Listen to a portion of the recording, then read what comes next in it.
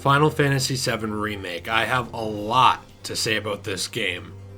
I guess the TLDR, just to start off, is that this is one of my favorite games that I've played in years. And it's not just out of nostalgia for the original. There is a lot here that makes this game absolutely fantastic. So I'm going to go over today my thoughts on this game, try and review it the best that I can and explain my thoughts. And also later on, we will get into spoilers for the review, and I will make that very clear when we get to that point where we're talking about like full-on story spoilers. I still won't be giving away the ending even then in that section, just because I think this is worth experiencing for yourself, but we will jump right into it. So the first thing with this game is just all the stuff that I love about it, and that's going to be the majority of what this is. I don't think the game's perfect, but I absolutely love the combat. The combat in this game is fantastic. It does such a good job of balancing the classic gameplay, the turn-based, with modern action RPG gameplay.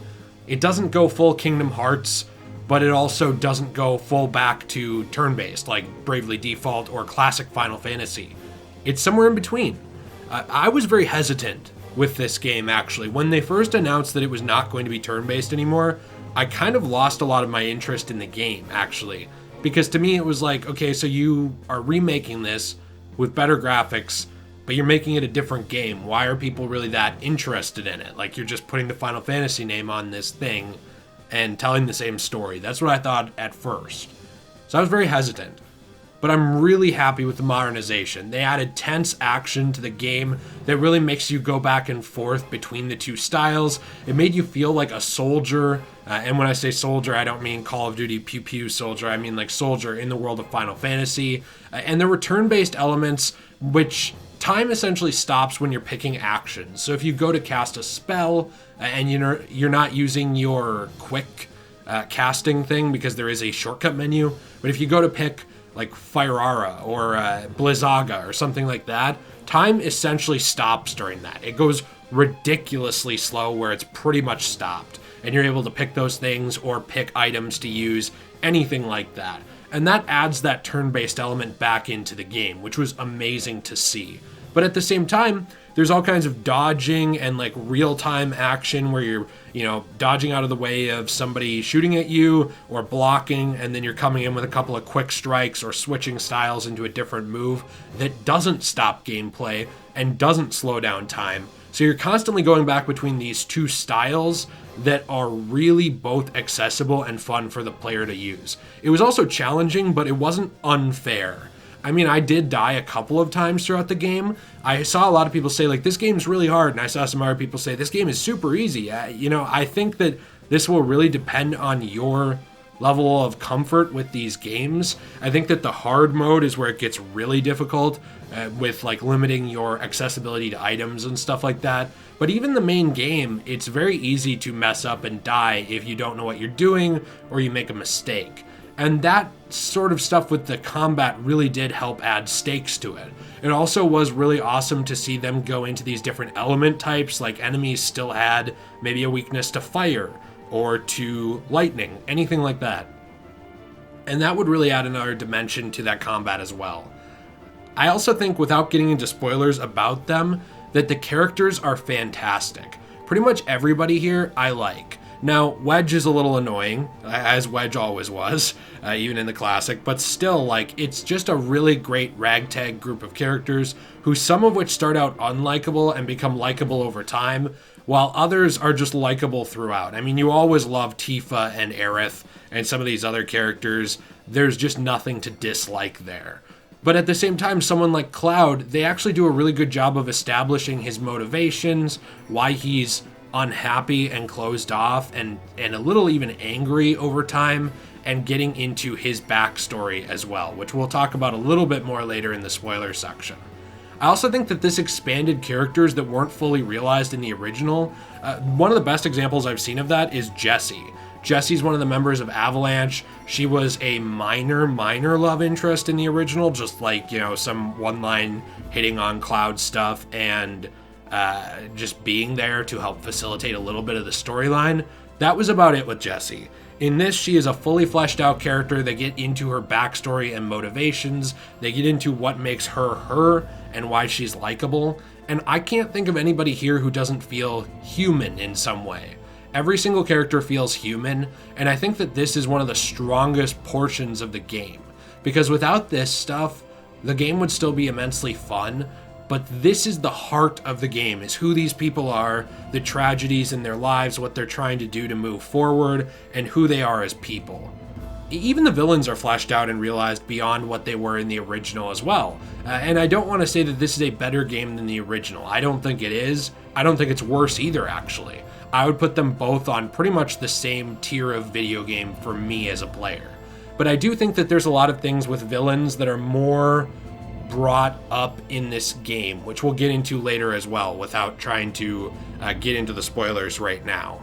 So one example too here with this that I wanted to talk about is just in general, this appeals to both old and new fans, and we're not going to talk about spoilers yet again, but the game is very accessible to both because it's actually a jumping in point for Final Fantasy as a brand, but it also appeals to these old fans. It keeps the soul of Final Fantasy VII, the soul of that story, the soul of the characters, and it makes it fresh as well. And that's actually good for both. Because for someone like me who played the entire Final Fantasy VII multiple times, I still have it. Every time it's brought to a new platform, I buy it just because I love it and I'm a simp for it. Someone like me, it's like we still get the heart of what was Final Fantasy VII. But at the same time, we also get new twists on the story that really make it more interesting than just, hey, this is a carbon copy of the original.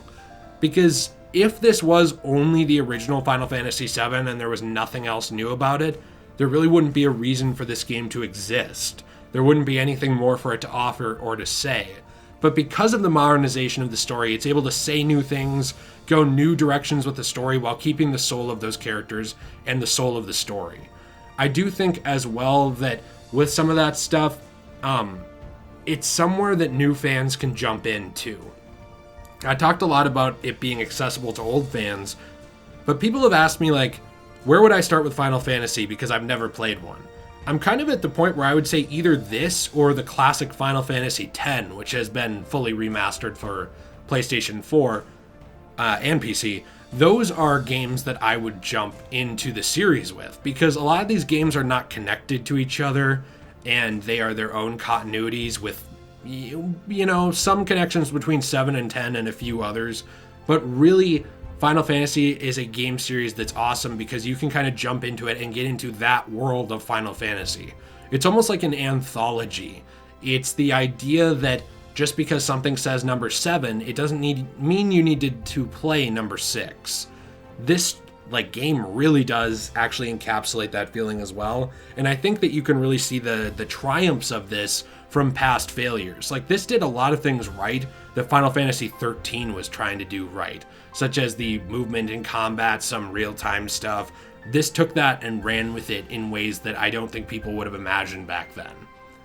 So if we're going to finish up what I love about this game as well in the non-spoiler section, I also think that the game is very beautiful. The graphics are fantastic. It's really a balance between the modern graphics and the nostalgia of the old graphics, because there are also a lot of pre-rendered backgrounds in the game, which I think some people complained about, but really did actually help balance out those feelings of new and old. So that said, I do think that the character models are also gorgeous, but they have problems at times, and that would be improved on PC by far.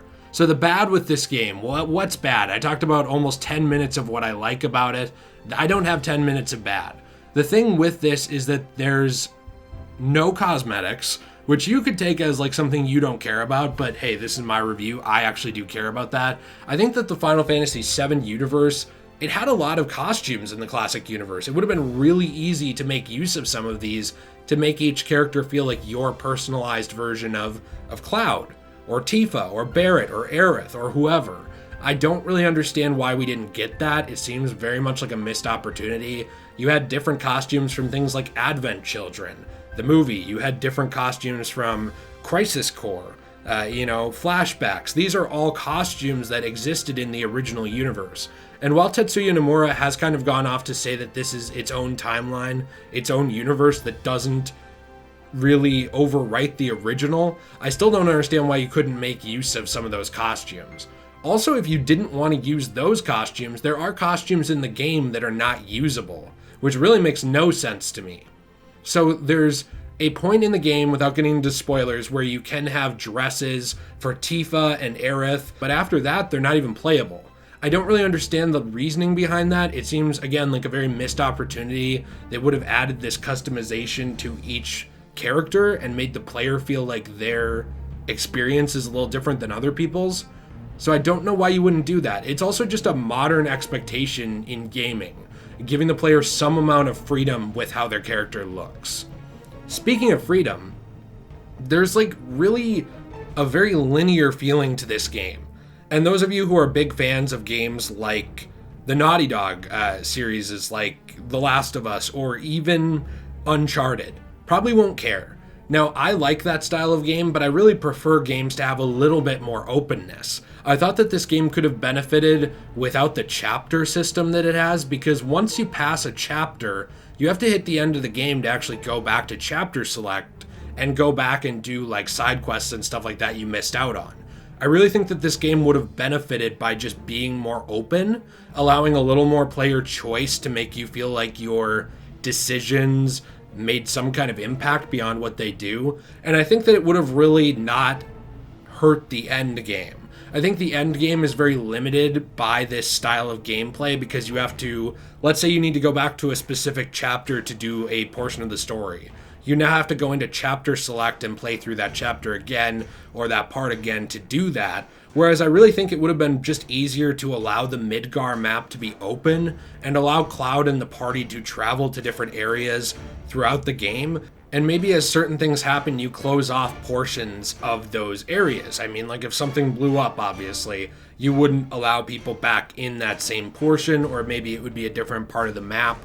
But I don't understand why you would just lock things behind a chapter progression system. This felt very much more like a Life is Strange or Telltale or Uncharted idea, I guess, to me. And I didn't really understand the reasoning behind that because Final Fantasy has really moved more towards this open world feeling.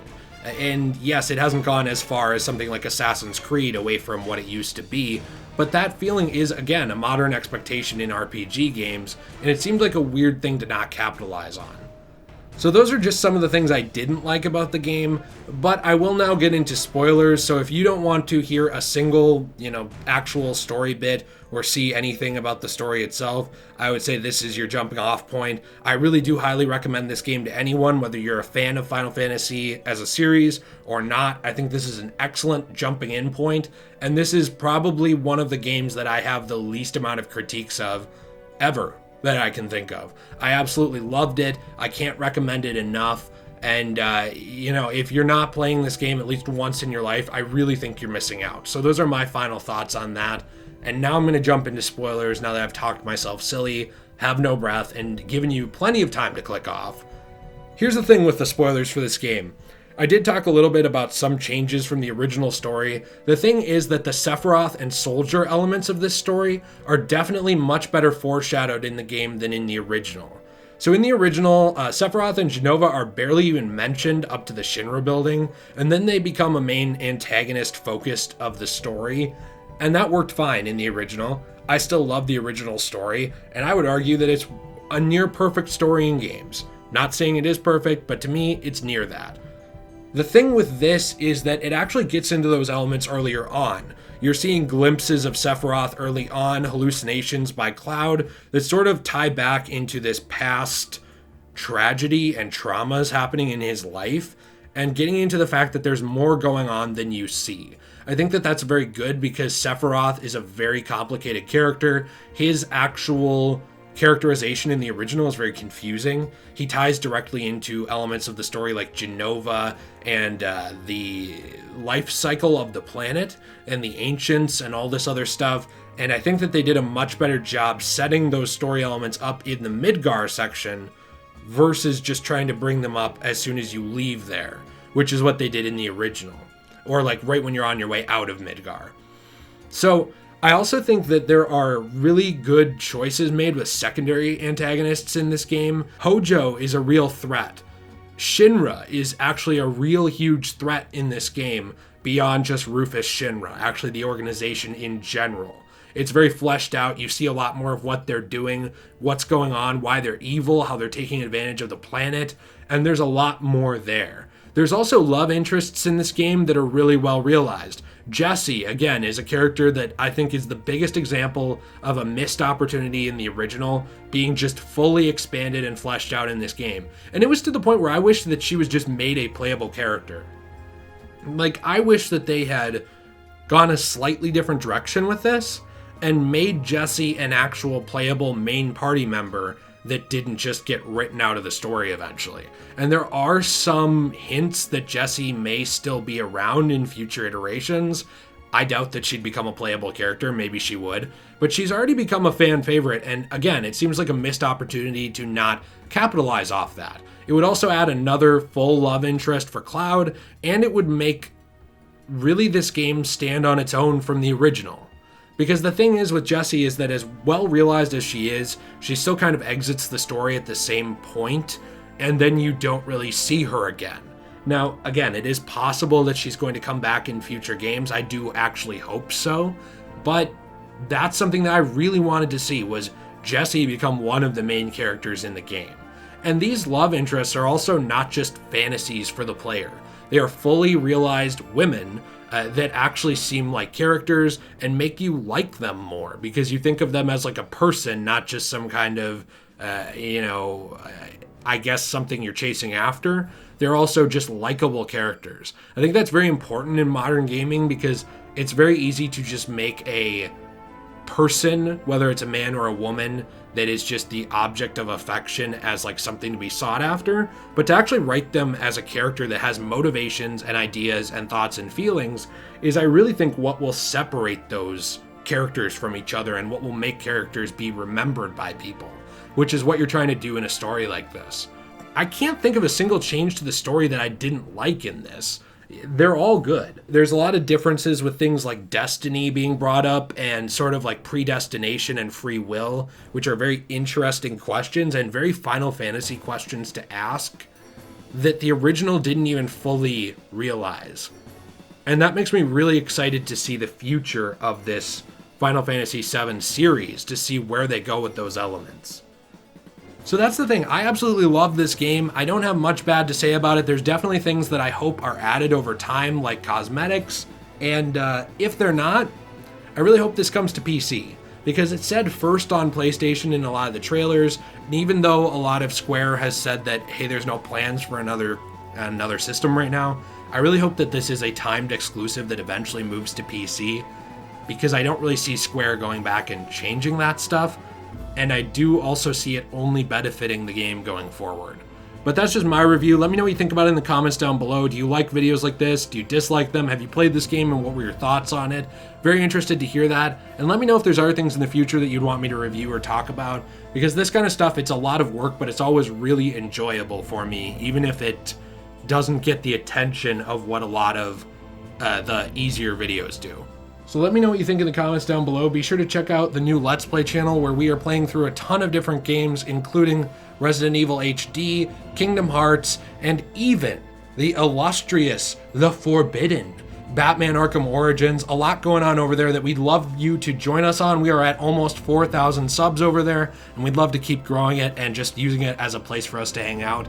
I'll see you in the next one. Have a fantastic day, and stay awesome.